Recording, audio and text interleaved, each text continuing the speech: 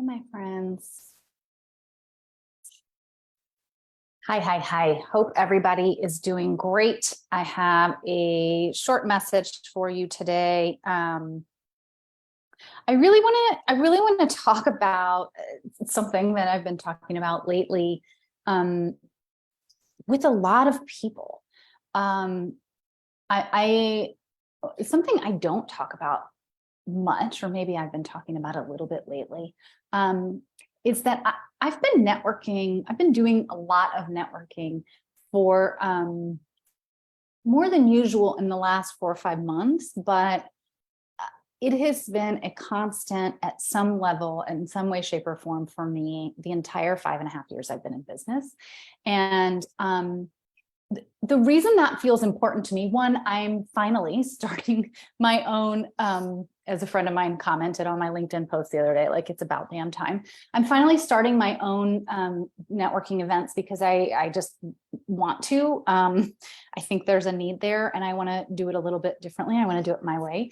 But I also say that because I feel that so often what I get from that, besides great leads and great connections and great conversation, is I get to kind of keep my finger on the pulse of sort of trends and what's happening and how people are responding. And one of the things that I've been hearing a lot lately and having conversations a lot lately around is this desire to do things differently. And it, okay, it's the new year still, beginning of February, and most people are looking at, okay, I have things that I want to do different this year for myself, for my life, for my business, for my work, for my family, for my finances, right? Everybody's got these things that they want to create, or tweaks and adjustments that they want to make, where ultimately we just probably think that we'll be happier, or letting go of the things that we're not enjoying, doing more of the things that we are enjoying, finding a way to build this year's life to be even better than before. And I think, and then the other sort of theme I hear, and I heard it again today, is this idea of doing business differently, right? So for me, when I started this business after 18 years in corporate,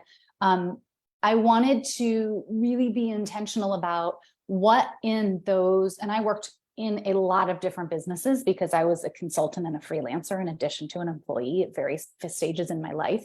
And so even when I had one employer, I often was working on site at a client, in another business. And so I've always just been looking inside other people's businesses. Like checking out the dirty laundry was a big part of my job. And so where was I going with that? But so I think this idea of, when I started my business, I wanted to take what I saw across the board in my corporate experience and take what felt good and what worked, I think, and what felt like an aligned business practice or way of marketing myself or whatever. There were some things from corporate that I observed, that I experienced, that felt really good to me. And then things from that experience that didn't feel great to me in terms of what really fits me. So if I'm going to create this new business and it's going to be, as me as you can get, and it's going to align to my styles and my values, then I can't possibly copy paste really anybody's, but I can go and cherry pick. I liked this and I didn't like that, and kind of puzzle piece, and then sort of make certain things my own. And that's what I've done for 5 years. And it's also what I've helped my clients to do. And so I've been hearing a lot lately of not wanting to run their business in sort of a masculine, traditionally corporate. This is not a hack on corporate. I have a lot of friends in corporate. I work with people who are in corporate. There's a value to every industry, but I think that's a space. And I like to just say, it's your former career, right? Whatever didn't work for you in your former career, it doesn't matter what it was. If leave behind what doesn't work for you and take the rest, and then add into it what is yours and make your own soup, right? But I'm hearing a lot of, I want to run my business differently. I don't want it to be traditional or masculine or this way. And I think a lot of entrepreneurs are really interested in sort of finding their sweet spot across maybe the masculine and feminine, to use an example, sort of the corporate versus the entrepreneurial, the practical versus the creative. There's all these sort of ways that you can look at and lenses that you can use to look at your business and the way that you approach your business, and various things that, you can make, choices that you can make, decisions you can make. And then I'm also hearing a lot of, this is what I did last year that I didn't like, or that I didn't love. I'm complete with that now. This year I want to do that, right? Or this year I want to tweak that a little bit. And I so want to talk about this idea of giving yourself true permission. Because I find often when I want to do something new, as I'm starting these networking events and as I'm communicating it to people, right? And sort of every time I communicate it to someone, I probably introduce it a little bit differently. And a lot of times I'll say, it's not this, and it's going to be that way, right? To help people understand what it is, I sometimes tell them what it isn't. And I find so often when we want to do things differently, there is something going on in our brains. There's the expansive, I want to do things differently. But then I think we also will receive feedback from others if we test it out and play around with it and ask people's feedback, which I am a big fan of. But also we're going to receive feedback from ourselves in certain moments along the way. I can't do that. I've never seen that done before, or I don't see a model for that. So I can't do my thing that is over here that doesn't look like something that I've seen. And yet then we conflictingly have other thoughts, right? Of F that, man, I'm an entrepreneur and I started this business. I can do whatever I want, right? And I think in so many moments, the sweet spot is finding the balance between those, right? Because you don't want to create something that you love, but that nobody resonates with, right? And I personally think if you love something and you create something that you love, like truly out of your zone of genius and out of your heart and out of your creative mind, there are people that will resonate with it. But we do want to also balance, right? We're not just here to serve ourselves, we're also here to serve others, and that service and that reciprocity and that ability to make an impact with other people also feels good. So then that elevates our fulfillment, and then it just sort of has this beautiful cycle. And so we do want to build something that other people will, if you build it, they will come, other people will want to come to. And so I just wanted to share this because so much of what I'm clear about for my work, at least for this year, if not for longer, is to really normalize these experiences that we have along the journey of doing work you love, whether you're an entrepreneur or you're in corporate or you're a visionary or a nonprofit or you're an artist. All along the way, there are these moments of like, oh, wow, I want to create this. And then there's also the spaces where you or someone else will tell you why you can't do it or why you can't do it this way and you have to do it that way. And I just want to normalize that all of those things, none of these are wrong.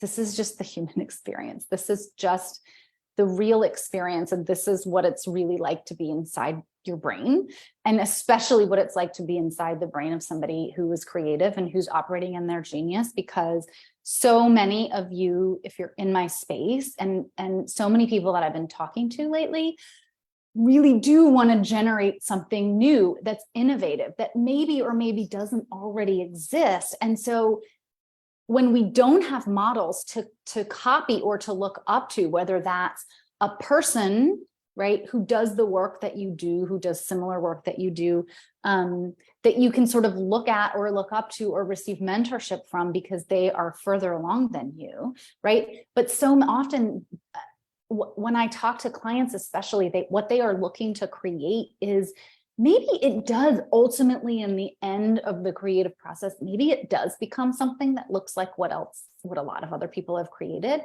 But it's really important in that creative process to be open-minded to like what it's going to be. And it may or may not become something that looks like what someone else has done.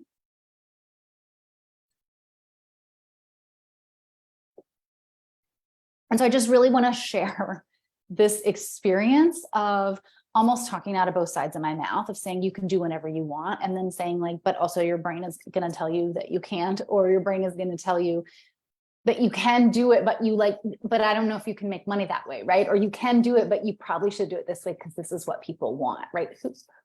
Honestly, who knows what people want, right? If you really want to know what people want, you have to do market research. But even that, I think you have to remember that the feedback that you receive from others is based on their lenses and their ways of being. And you have to really take what you want from that feedback and let go of the rest. And I'm always encouraging my clients to experiment and to check in with others and to ask other people. And that's one of my favorite things to do. And that's partly why I'm creating these events. And you can get your mind wrapped around the axle. And I've seen so many people do this, and I've done this myself sometimes, where when you ask so many people their opinion, then your thing that you created stops becoming your own and it starts becoming theirs. And it's your job. It's frankly your responsibility to your craft, to whatever it is that you're creating, to filter, to ask for feedback, to ask for the information, and then to filter what makes sense for your creation. Let me know if this is making sense. I can't see any of the comments.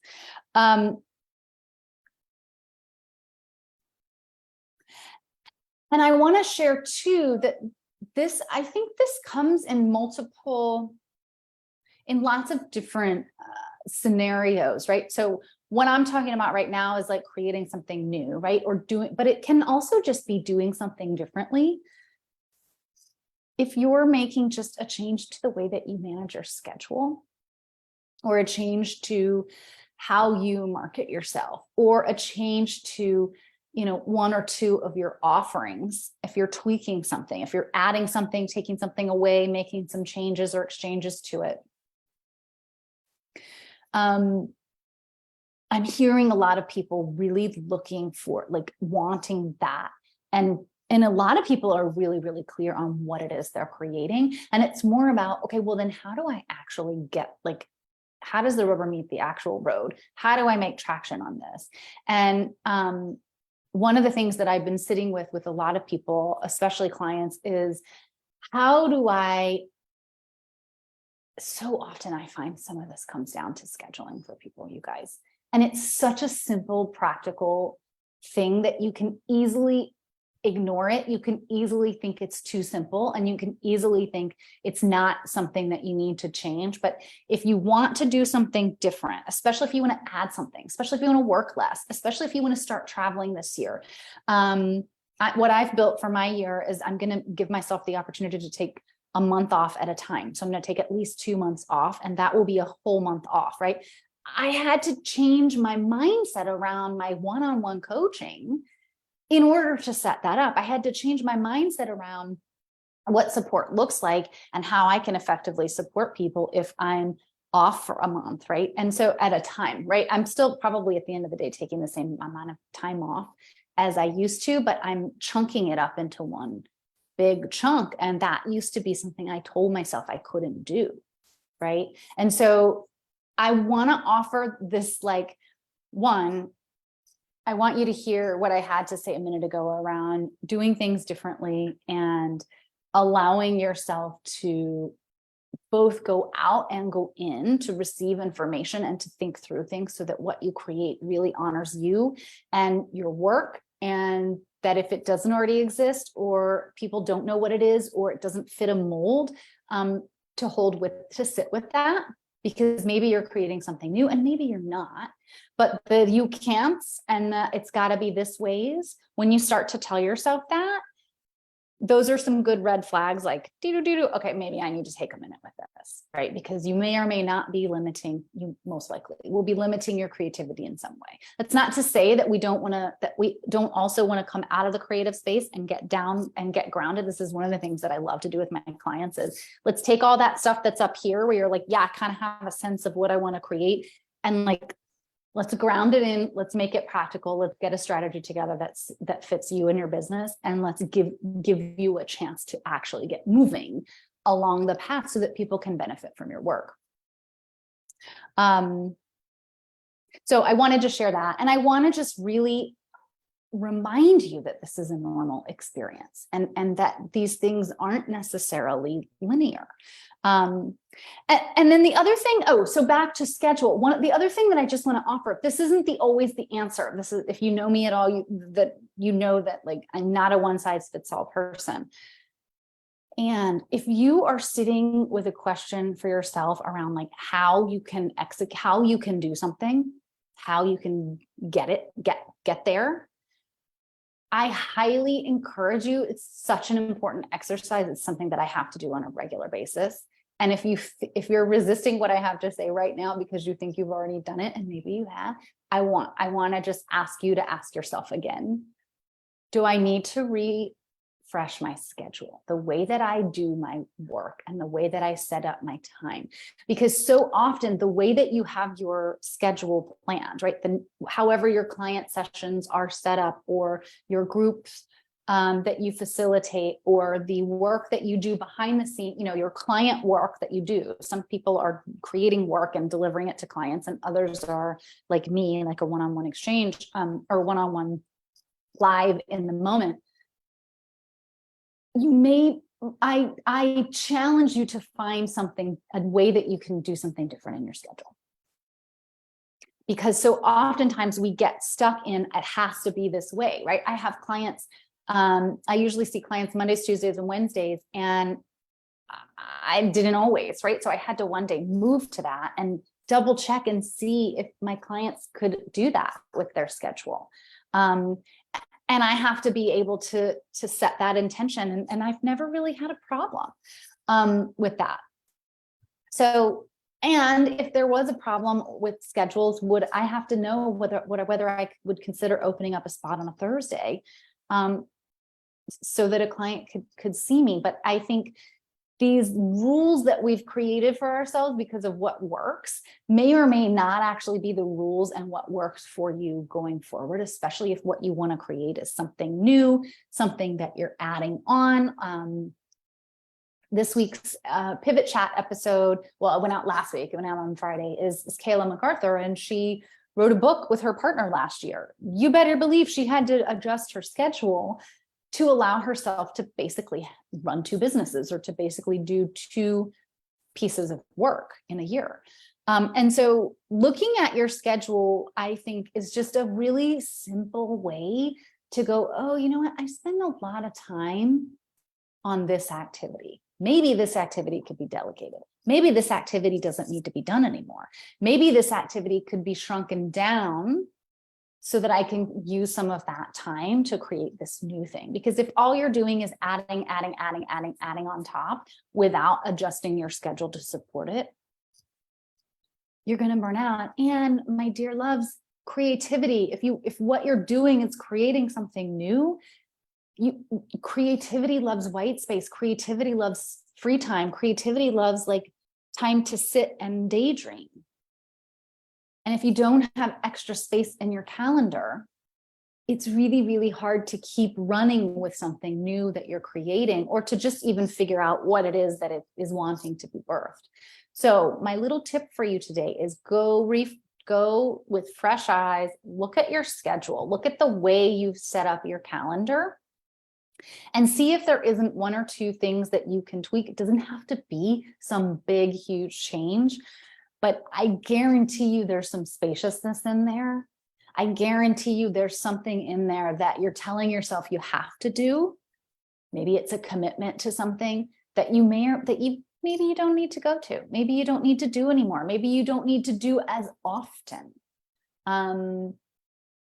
Maybe something is available to you every week, and you start going every other week instead of every week, right? There's lots of things that you can do. And I think it's so easy to get into the I can't, and my schedule's full, and this and that. And we are oftentimes busy people and busy schedules. And there's always a way to create spaciousness in your schedule. And sometimes that comes down, to be honest with you, to a mindset issue, because we feel committed to certain things that maybe or maybe not are serving us in this year, right? So that's what the schedule refresh does. When you go back in and just look with fresh eyes at your own calendar and the way that you're spending your time, it starts to make you realize sort of where you might be out of alignment with your values, or frankly, just out of alignment with what you're creating. Maybe this serves what you were creating last year, but this year you have a different focus. And I want to be really clear, just because you take something off your calendar, or because you decrease your time on it, or you delegate it, or you do something, to quote, remove something from your calendar, doesn't mean that it's not valuable. And this is where I really have to work with my clients around. And if you're working on this, I'd love to support you. I have free coaching calls right now. I have single coaching calls, and then I have 6-month programs for one-on-one only.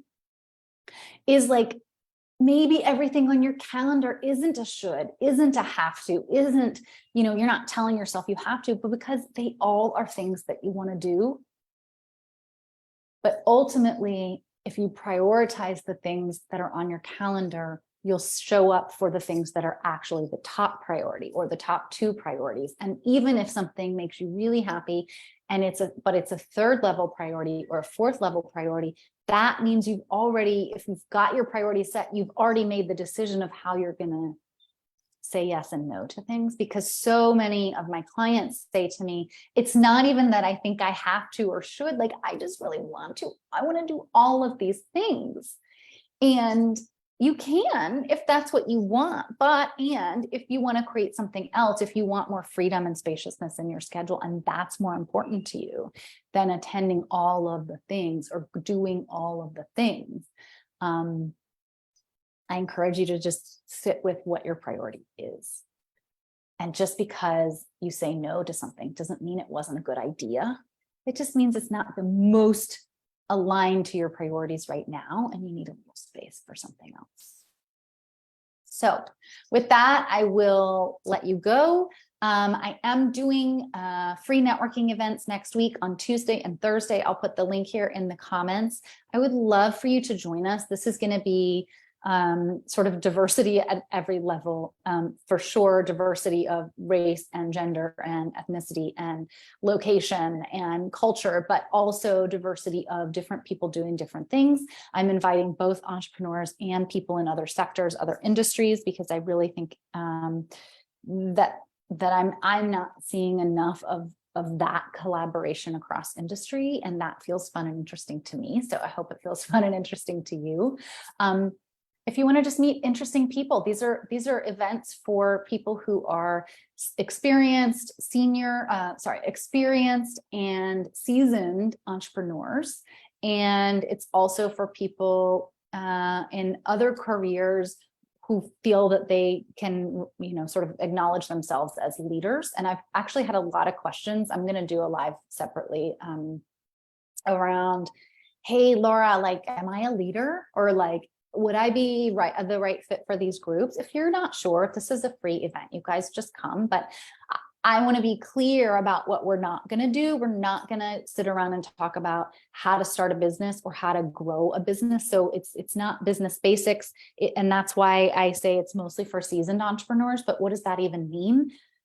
Some people have made 6 figures in their first year in business, and some are still trying to make 6 figures at 10 years. So I don't want to, it's not about the money you're making. It's not about the number of years you've been in business.